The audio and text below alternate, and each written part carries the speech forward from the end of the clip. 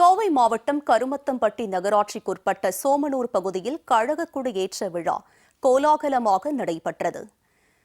Somanur railway மேம்பாலம் அருகே நடைபெற்ற விழாவில் கழக நிர்வாகிகள் புதிய கொடியை ஏற்றி வைத்து பொதுமக்கள் மற்றும் தொண்டர்களுக்கு இனிப்புகளை வழங்கி தங்களது மகிழ்ச்சியை வெளிப்படுத்தினர்.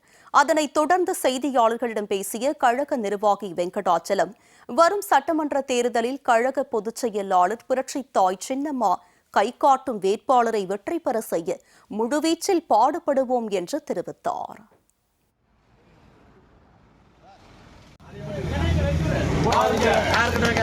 வருங்கால முதல்வர் புரட்சித்தாய் சின்னம்மா, கழக பொதுச் செயலாளர் புரட்சித்தாய் சின்னம்மா, வருங்கால முதல்வர் புரட்சித்தாய் சின்னம்மா, தமிழகத்தின் விடுதலை புரட்சித்தாய் சின்னம்மா.